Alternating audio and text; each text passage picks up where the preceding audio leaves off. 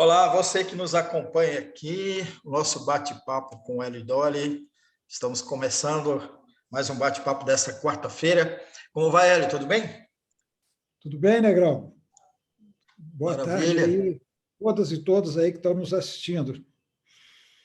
No bate-papo com o Hélio Dolly de hoje, o Hélio vai comentar aí a enorme dificuldade dessa articulação das federações e a definição das candidaturas, né? Em especial o PSB e o PT, que está patinando, né, essa possibilidade da federação. E não só da esquerda, mas as candidaturas da direita também, como de Moro e outras. No baú, o Hélio vai falar das campanhas de vacinação durante a ditadura. É um contraponto aí, né? Enquanto tínhamos os militares lá que um regime antidemocrático, mas as vacinas não só eram tinha campanhas, né? Aliás, as campanhas recentes de vacinação nasceram no período da ditadura, comparando com hoje, com toda essa situação que a gente vive aí do governo que não estimula as vacinações, especialmente de crianças. Hélio, vamos começar na federação aí. Que história é essa? Parece que tá difícil, né, acontecer, né? É isso, Negrão. Está difícil, mas vamos dizer assim, é natural que esteja difícil. Seria estranho se fosse fácil, né? Porque é tal negócio, não é uma questão de simplesmente unir partidos em torno de um interesse comum. É não só unir esses partidos, como fazer um contrato de 4 anos.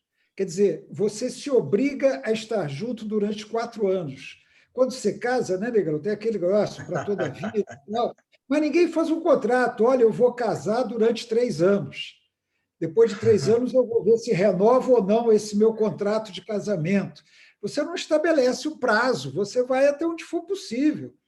Né? Mas a legislação, como a legislação eleitoral brasileira, como eu sempre digo aqui, é péssima, é horrível. Precisava ter sido mudada há muito tempo. E ela engessa muito, porque há muita determinação legal, normativa do Tribunal Eleitoral, é tudo engessado, sabe, Negrão? Tudo muito engessado. Então, aprovou-se, era uma coisa que não se esperava que as federações fossem aprovadas, elas foram aprovadas pelo Congresso. O Tribunal Superior Eleitoral, então, regulamenta, porque a lei aprovada pelo Congresso é muito genérica, ela não entra em detalhe, e aí você tem uma série de problemas para resolver. Então, está difícil mesmo, sabe, Negrão? Tá um processo complicado. São vários casos.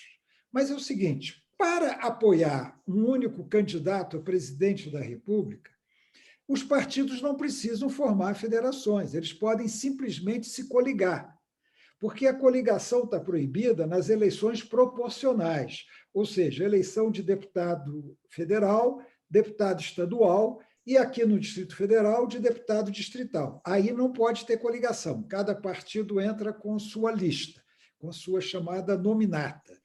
Bom, mas para a eleição de senador, governador, você pode coligar. Então, por que inventaram as federações? Por causa da cláusula de barreira. Agora, a cláusula de barreira já vigorou em eleições anteriores, mas cada vez ela vai subindo. Então, agora, cada partido precisa ter 2% dos votos para deputado espalhados em pelo menos 9 estados ou Distrito Federal, 9 unidades da federação. Pode ser o Distrito Federal, mais 8 estados, podem ser 9 estados. E com 1% em cada uma delas. Então, isso podem também eleger 11 deputados. Elegendo 11 deputados em 9 unidades da federação, ele ultrapassa a cláusula de barreira. E aí ele tem direito a ter uma representação na Câmara dos Deputados. Veja só, essa é a grande dificuldade dos partidos. É ultrapassar essa cláusula de barreira e eleger deputados. E eleger deputado federal no sistema brasileiro hoje é fundamental, não é só pelo poder que a Câmara tem. E que a gente está vendo, acho que o governo Bolsonaro ele serviu, em grande parte, pedagogicamente, para grande parte da população entender a importância da Câmara dos Deputados. Porque muita gente tratava a eleição de deputado assim, secundário, né? Agora não, agora eles estão vendo que a Câmara dos Deputados ela tem um papel fundamental no nosso péssimo sistema presidencialista, ela tem um papel fundamental na governabilidade. Então, eleger deputado é importante, não adianta eleger um presidente com uma Câmara totalmente hostil.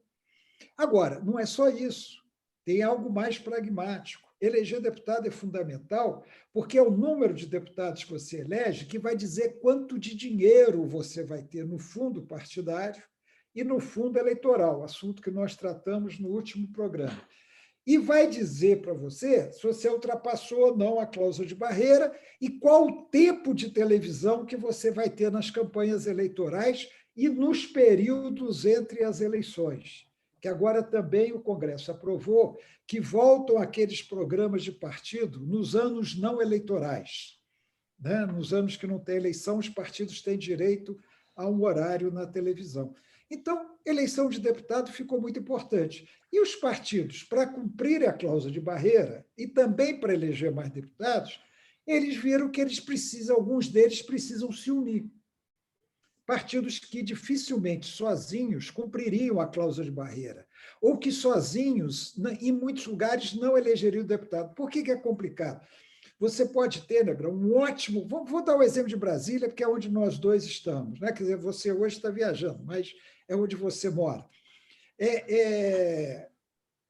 Você pode ter um excelente candidato a deputado federal, mas se ele não atingir o quociente eleitoral, o número mínimo de votos, que aqui em Brasília se prevê para federal na faixa de 180, 170 mil votos, e dificilmente um candidato, é um fenômeno quando algum atinge, há os que atingem, mas não é comum, ele precisa ter uma chapa em que outros candidatos vão somar voto para chegar naquele 180.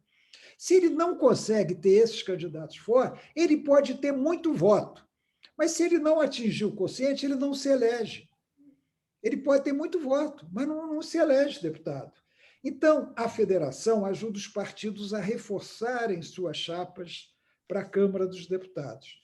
Mas aí também vem os problemas, né, Nego? Porque cada estado, são 27 unidades da federação, cada uma tem seus problemas, cada uma tem seus interesses, os partidos têm candidatos, e você tem que montar, isso é um problema que também existe, que é pouco falado.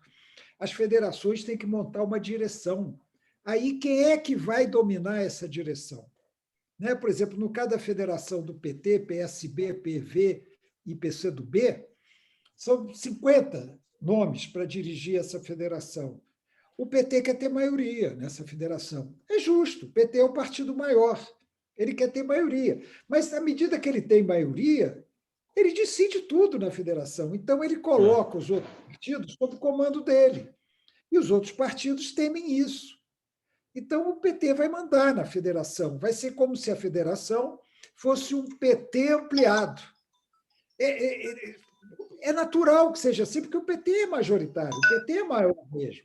Mas isso cria um problema para os outros. Isso está se repetindo em todas as tentativas de federação. Quem é que manda? Quem é que decide? E tem um problema adicional: se a federação é um contrato por 4 anos, vai pegar as eleições municipais. Pegando as eleições municipais, quem é que vai decidir quem são os candidatos a prefeito? Se o candidato a prefeito vai ser do PSDB ou vai ser do Cidadania? Vai ser do PT ou vai ser do PSB? Vai ser do PSOL ou vai ser da Rede? Entendeu? Estou falando de algumas federações que estão sendo cogitadas. Então, com isso, você está criando tanta dificuldade, com tão pouco tempo para resolver, porque o prazo seria 2 de abril, tudo indica que o TSE não vai ampliar esse prazo, e com as normas burocráticas estabelecidas, tem que ter um estatuto comum, tem que ter um documento comum, um programa comum, isso aí leva tempo para ser feito. Não é assim, vou fazer um programa comum, tem que discutir. Então, está complicado mesmo, Negrão. E se continuar assim, claro, algumas federações podem ser feitas. Nós vamos ter cada partido disputando a eleição e uma coligação, que já está, ou coligações, desculpe, que já estão algumas conformadas para ter candidato. A esquerda está claro que vai apoiar o Lula, inclusive o PSOL. A única dúvida na esquerda hoje é a Rede, porque a Rede, você viu que o senador Randolph Rodrigues, que é da Rede, que até pegou Covid, ele esteve com o Lula o convidou para participar da coordenação de campanha dele. Ele é candidato a governador no Amapá, pela Rede, que está discutindo federação com o PSOL. Mas o PSOL quer apoiar o Lula, mas a Rede está dividida. A Marina Silva e a Heloísa Helena não querem apoiar o Lula, elas têm até raivinha do Lula. Né? Então, elas não querem apoiar o Lula. E como é que fica? O Randolph quer. Aliás, curiosamente, a Heloísa Helena trabalha no gabinete do Randolph. O Randolph quer apoiar o Lula, a Heloísa Helena não quer. Aí eles querem, alguns querem apoiar o Ciro, alguns falam em Marina ser vice do Ciro. Então, tem essas complicações todas. Mas vamos dizer, vai haver uma grande coligação, seja por frente ou seja por partido, em torno do Lula. E a direita, a centro-direita, está procurando a mesma coisa. Eles estão buscando ver se unifica o campo para poder ir para o segundo turno, como a gente também já falou aqui várias vezes. Mas está complicado. Quem é que vai abrir mão? Quem vai ser o candidato? O Moro está à frente das pesquisas. Tudo bem, o Moro, entre eles, está abaixo do Lula e do Bolsonaro. Mas é um valor irrisório. E depois esse negócio de pesquisa é ilusório. Né? Quer dizer, o cara está na frente hoje, não quer dizer que ele vai estar na frente na campanha. Muitas vezes ele vai perder. Tem candidato que cresce na campanha, tem candidato que cai na campanha. Ele é muito bom antes da campanha, e quando começa a campanha e ele se desvenda mais, ele aparece mais, ele enfrenta o debate, ele aparece na televisão, ele perde votos. Né? Então, é ilusório. Essa liderança do Moro no conjunto da centro-direita, eu acho que o Moro não é centro-direita, deixando claro mais uma vez. Moro, para mim, é extrema-direita, mas ele está nesse campo aí contra o Bolsonaro, vamos dizer, a direita que não é bolsonarista. Mas, para mim, o Moro é extrema-direita. Os outros não, os outros são de centro-direita, os outros já colocados até agora. Dória, Mandetta, Alessandro Vieira, Simone Tebet, são todos centro-direita. E está difícil para eles. Com quem que eles vão se juntar? Né? O PSDB tentando se juntar com o Cidadania, mas o Cidadania também procurando o novo.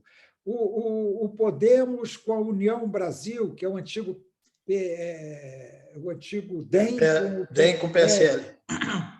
PSL. Então, é um quadro, Negrão, há poucos meses da eleição, ainda é um quadro extremamente confuso.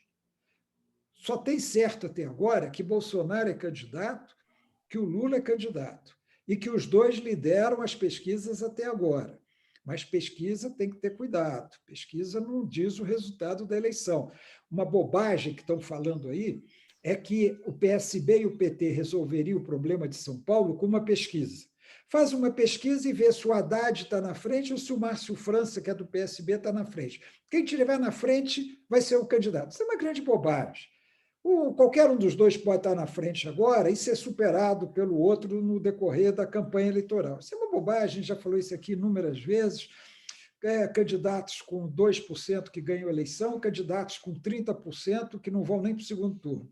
Então, é uma bobagem estabelecer pesquisa como parâmetro para decidir quem é o candidato de um conjunto partidário. Né? O que tem que ser, a decisão é política. A decisão não pode ser com base em pesquisa. Pesquisa não indica quem vai melhor, quem vai ganhar.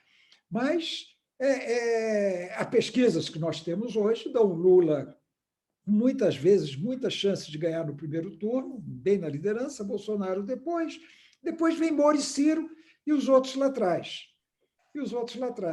Então, está difícil para eles também. A centro-direita, a centro-esquerda, o problema dela hoje são as eleições de governadores e deputados federais. Na centro-direita, o problema é o candidato a presidente. Ou eles se entendem, escolhem um candidato para enfrentar Lula e Bolsonaro, ou eles estão fora do segundo turno. Eu ia justamente pedir para você analisar essa situação específica de São Paulo, né? Porque ali é que está a grande a grande questão aí em relação à aliança entre o PSB, desculpa, e o PT. E o Geraldo Alckmin, que provavelmente irá para o PSB, né, como o pessoal costuma dizer, o B de bola, né, porque tem o D de dado do Kassab, que é o PSD, mas provavelmente o Alckmin vai para o PSB, parece que já está acertado, e o Alckmin tem acenado com a possibilidade de apoiar a candidatura de Fernando Haddad. Isso pode conflitar aí com os interesses de Márcio França, do PSB, né? Conflita, né? Porque o Márcio França quer ser candidato a governador, ele já foi candidato a governador, o Haddad quer ser, o PT quer o Haddad, e você tem um outro fator aí que é o Boulos. Né? O Guilherme Sim, Boulos Boulos, exato. também quer se candidatar. Se o pessoal vai apoiar o Lula, como é que fica a candidatura do Boulos em São Paulo? Então, São Paulo realmente É é o um nó nó. que está dado. É aquilo que nós já falamos também, Negrão. Quando você coloca os nomes à frente de um programa, à frente de um interesse maior, dá essa confusão. Porque vamos raciocinar. Esquece a questão partidária, esquece os nomes, Haddad e Márcio França. Para o Lula, faz muita diferença o governador de São Paulo ser o Haddad ou ser o Márcio França? Sinceramente, não faz Não diferença. faz. O Lula precisa de um aliado no governo de São Paulo. Agora, para o PT, faz diferença. O PT quer ter um governador em São Paulo para ter um domínio do Estado, a máquina do governo trabalhando para os candidatos do PT nas eleições municipais. Quer dizer, e para o PSB é importante ter o Márcio França. Para o Lula, candidato a presidente, na verdade, não faz muita diferença. Agora, o problema é se o PT ou o PSB vão ter uma hegemonia em São Paulo, ou é derrotar Bolsonaro, e é derrotar os bolsonaristas e fazer uma transição para nós termos condições de voltar para uma normalidade democrática dentro dos marcos da democracia liberal, burguesa, ocidental, seja lá como queiram chamar. Entendeu? Essa que é a questão. Exato. Porque eu digo ao pessoal do PT e do PSB, eu digo isso a eles, olha, o Haddad ou o Márcio França seriam excelentes senadores no governo do Lula. Seriam excelentes senadores. E, sendo senadores, eles poderiam ser ministros do governo Lula. O Haddad ou o Márcio França. Bastaria que, vamos supor que seja o Márcio França no governo, o Haddad para o Senado. Basta o PT colocar um bom nome como suplente do Haddad, e se o Haddad vai para o ministério, esse suplente assume como senador pelo PT. E contrário também, Márcio França para o Senado, com um bom nome como suplente do PSB, e o Márcio França vai ser ministro. Entendeu? Então, quer dizer, vou perder o espaço de São Paulo, mas vai ganhar um espaço no Ministério da Educação, ou no Ministério da Ciência e Tecnologia, ou no Ministério seja lá qual for, outro que o Márcio ou o Haddad estejam habilitados a dizer. Porque no Brasil, eu acho isso um erro, mais um erro do nosso sistema. É possível um parlamentar deixar o Congresso para ser ministro e depois voltar para o Congresso. Eu acho isso totalmente errado. Aí eu estou do lado dos Estados Unidos. Se o senador quer ser ministro, renuncia ao mandato do Senado de vez, depois não vai voltar mais, não. Inclusive, voltar casuisticamente, né? Em uma votação importante do governo, né? Que vota para voltar. Exatamente, que acaba sendo vergonhoso, né? De certa forma, mas no Brasil acontece tudo, né? Como você tem sempre. O Brasil, o sistema é o pior que tem, viu? Dentro desse tipo de democracia que nós temos, é o pior que tem. O cara, separação de poderes, é separação de poderes, mas o cara é eleito senador, vai para o executivo. Aí o suplente dele fica na mão do executivo. Porque se o suplente não votar de acordo com o governo tira o cara de ministro, devolve para o Senado e o suplente deixa de ser senador. Aí o suplente fica submisso ao governo para o titular não voltar para o Senado, porque ele quer. Entendeu? É uma vergonha, sabe, Negrão? Assim, nosso sistema dá vergonha no mundo. Nos Estados Unidos, para você é senador, quer ser ministro, lá chama secretário. Renuncia, né? Renuncia o mandato. Renunciou o mandato, a nova eleição, não tem essa porra de suplente, palhaçada de suplente, outro assume, faz uma nova eleição, vem um novo senador e aquele lá não volta mais, optou pelo executivo. Ou você é executivo ou você é legislativo. Isso aí é coisa de Brasil, são as jabuticabas brasileiras. Mas voltando, eu acho que o problema de São Paulo poderia ser resolvido com você. O Boulos seria um bom governador, seria um bom candidato, mas o Boulos hoje não está em condições de pleitear o governo de São Paulo, e eu duvido muito que ele ganhasse o governo de São Paulo, pelas restrições que tem e tal. Mas, independentemente disso, vamos supor, ele poderia até ganhar, mas o Boulos seria um excelente deputado federal num momento como esse, inclusive ajudando o pessoal a eleger outros deputados, porque pelo sistema brasileiro também um deputado puxa os outros. Então, o Boulos poderia ajudar a eleger outros deputados do PSOL em São Paulo, ajudando, inclusive, a cumprir a cláusula de barreira do Estado. É um acordo que tem que ser feito, mas não é um acordo para ficar pela imprensa, jogando pela imprensa. É para sentar numa mesa, e eu soube, viu, Negrão? Isso aí eu soube mesmo. Eles se sentam um pouco para conversar sobre isso. Você acredita nisso? Não Não, tem muita reunião para conversar sobre isso, não. É muito telefonema, é conversa, é contato indireto, fulano pediu para o fulano dar um recado. É impressionante assim, a falta das direções partidárias entenderem a gravidade do problema e levarem mais a sério. Eles não fazem aquilo que a gente vê em outros países. Olha, nós vamos nos reunir no dia tal, tal, para discutir esses pontos. Acaba a reunião, vem um porta-voz ou conjunto, fala, olha, nós discutimos isso, estamos tal com esse problema, estamos com esse outro problema, vamos marcar outra reunião para depois. E vai progressivamente fazendo reuniões para chegar a um consenso. Eles não fazem isso. E Sentar na mesa. você mencionou em outros programas anteriores, né?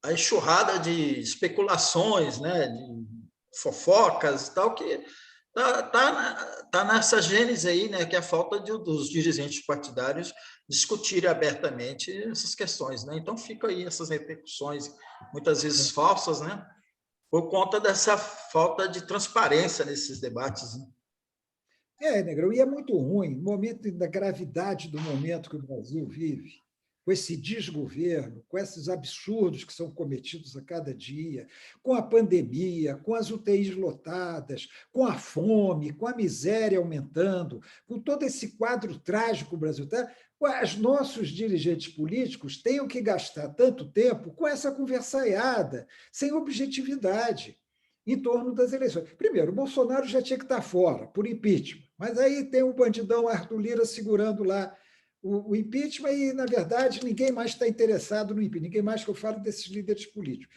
Ninguém está interessado no impeachment, eles estão só de olho na eleição. E aí nós estamos perdendo tempo, né, Negrão? Enquanto nós estamos discutindo isso aqui, nós dois mesmo estamos tratando disso, o país está enfrentando uma tragédia social, econômica, sanitária, educacional, porque a educação está regredindo dezenas de anos em apenas 3 ou 4 anos. Nós estamos vivendo essa tragédia e preocupados como é que vai ser o candidato, quem vai ser deputado, eu não vou ser, entendeu? Infelizmente, é esse o quadro que nós temos hoje. Muito bom. Hélio, antes de passar para o baú, eu quero fazer uma pergunta para você, que não estava aqui no nosso script, mas quero saber.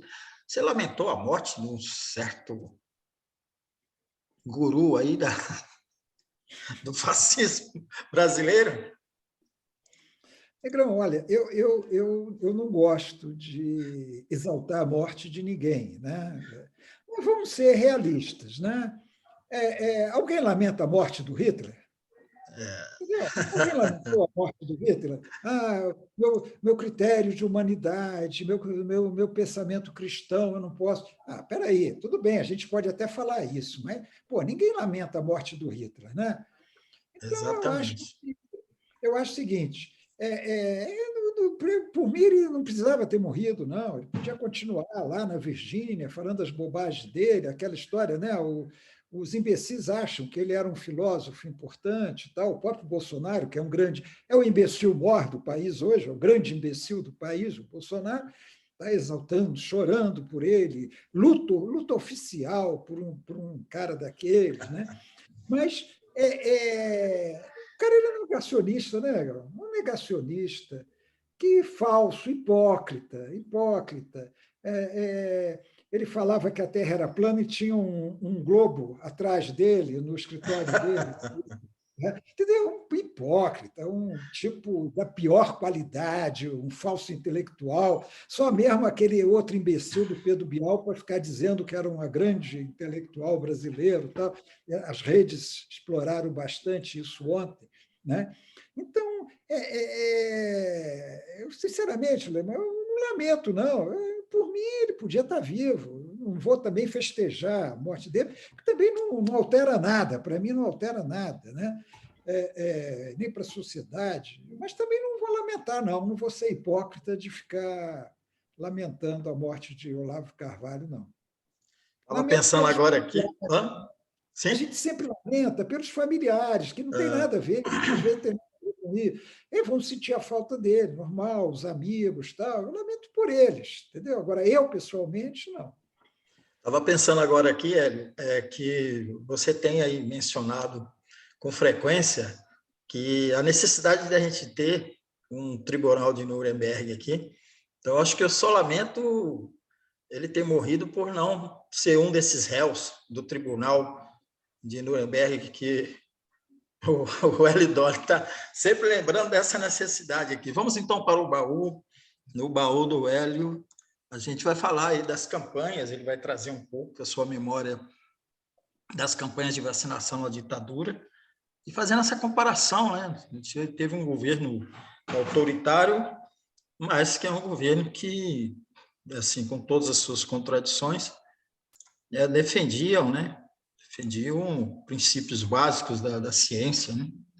Hélio, quais são as memórias suas daquele período? Negrão, na verdade, o que eu lembro bem, e acho que foi ressuscitado, e todo mundo lembra, do Zé Gotinha, né? O Zé Gotinha Verdade. era um personagem da propaganda dos governos no tempo da ditadura. Você se lembra que tinha também o Sugismundo? Sim, sim, verdade. Sugismundo, que dizia que tinha que manter as coisas limpas, não jogar lixo no chão. Eram umas coisas interessantes, viu, Negrão? Pessoalmente, e eu, infelizmente, pelo pouco tempo que eu tive em governos assim, eu sempre defendi o seguinte: o dinheiro que o governo tem para propaganda tem que ser usado em publicidade de utilidade pública e educativa. Tem tanta coisa que o brasileiro precisa aprender, desde não jogar lixo na rua, né, Negrão? Até colocar seta quando está dirigindo e muda o rumo do carro, tanta coisa que tem que ser aprendida. E noções de higiene básica, né? Agora, esse negócio de lavar a mão entrou na moda por causa da Covid, mas antes as pessoas. Quantas vezes, Negrão, você entrou num banheiro público e viu as pessoas lá fazendo seu xixi, depois saindo direto, sem passar pela pia, para dar uma lavadinha nas mãos? Quantas vezes você É, não já viu isso?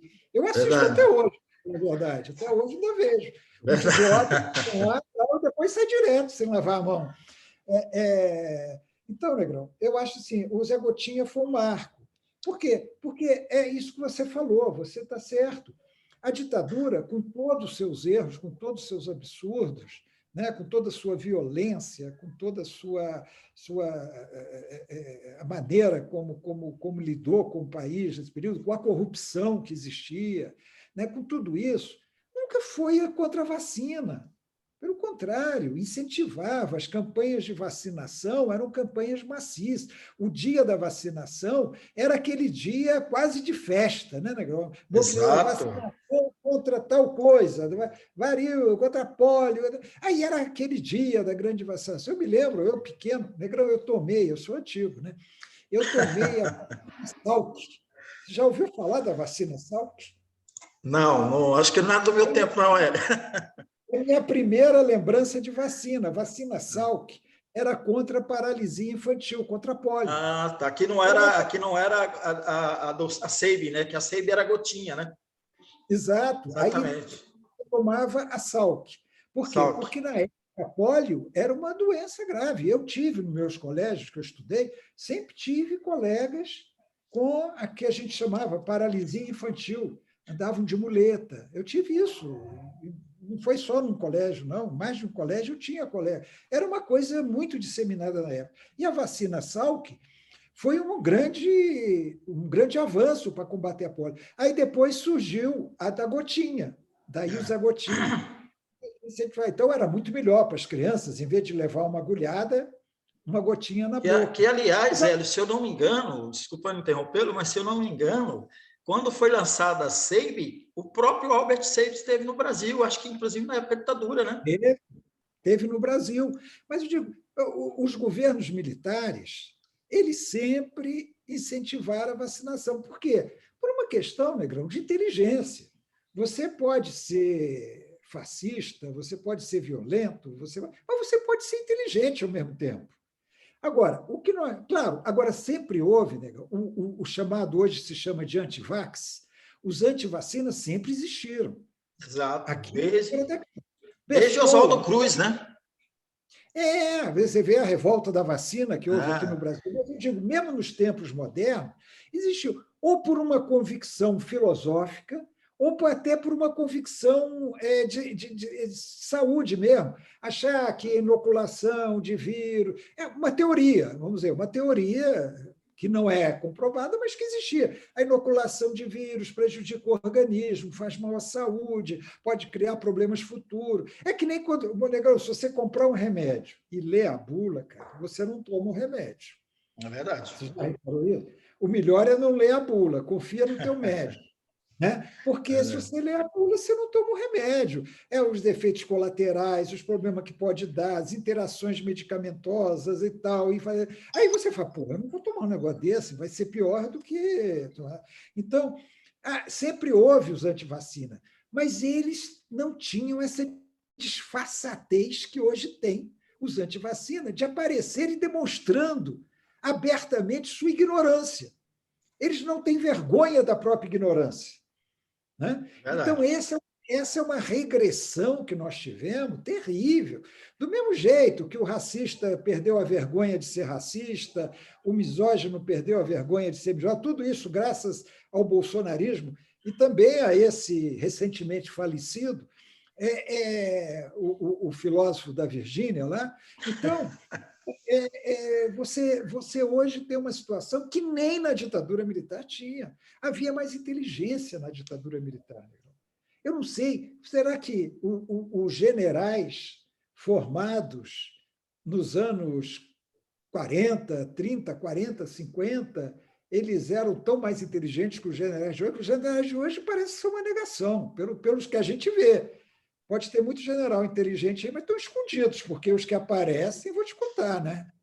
Os generais que aparecem de público, expressando suas opiniões, acho que eu sempre acho que o exemplo maior é esse general Heleno, que durante certo tempo foi até meio glorificado, general Heleno, general Vilas Boas, né? É bom falar dele, está muito doente, mas general Vilas Boas, um ignorantão, um imbecil completo. O Heleno é um fascistão, o Braga Neto, um cara lamentável. Né? Então, naquela época, pelo menos, parecia que os generais tinham alguma inteligência. Claro, nem todos. Né? Nem todos. Tinha uns que a gente chamava de topeiras, siderúrgicos, a gente chamava assim, tipo o Costa Silva. Costa Silva era uma negação. Mas o Médici era um cara que muito violento, tal, mas tinha um pensamento. O Geisel tinha um pensamento. Castelo Branco tinha um pensamento. Costa Silva e Figueiredo foram os pontos, vamos dizer assim, onde a ignorância, certo desprezo pela inteligência parecia mais. Mas, mesmo assim, Negrão, nunca houve restrição à vacinação de crianças no Brasil, que é um crime. Exatamente. É crime, é crime. Todos aqueles que contra a vacinação de crianças deveriam estar sendo processados e, na minha opinião, condenados e presos. Carla Zambelli, por exemplo, que fica exaltando segurança. Você viu aquele, era o seu nome dele, nem quero saber, o cara que vacinou aqui no Brasil para poder viajar para o exterior. Chegou lá no exterior, participou de manifestações contra a vacina. Você viu isso no jornal? É um vereador de uma cidade, de algum outro estado aí. Nem sei o nome dele. É muito louco, né? Assim, você não tem como definir uma pessoa que faz isso. E como este, ele deve ter muitos, dezenas, talvez milhares de outros aí que se comportam dessa... Estão morrendo. Você vê que todo dia tem notícia de um negacionista acometido pela Covid morrendo. Exatamente. Por quê? Porque nós temos aqui em Brasília hoje, graças à irresponsabilidade do governador Ibanez Rocha, que é um irresponsável, preguiçoso, incompetente, que estava de férias até outro dia em Miami, Orlando, aquelas baboseiras de lá. Graças à incompetência desse governador, nós estamos hoje com 100% das UTIs ocupadas no Distrito Federal, né? Agora, mais de 90% desses que estão lá são não vacinados ou não completamente vacinados, Negrão. Então, esses negacionistas, ignorantes, eles, além de se prejudicarem, eles prejudicam os outros, porque eles transmitem a doença, como eles prejudicam o sistema de saúde, porque cirurgias estão sendo canceladas no Distrito Federal por causa do caos nos hospitais, nas UPAs, etc. E por quê? Porque eles não se vacinaram e estão lá ocupando as vagas no sistema público de saúde.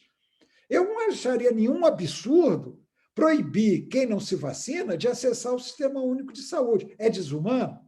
Todo mundo tem o direito de acessar, eu sei disso. Mas, poxa, tem que ter pressão sobre essa turma, sabe, Negrão? Tem que ter pressão mesmo.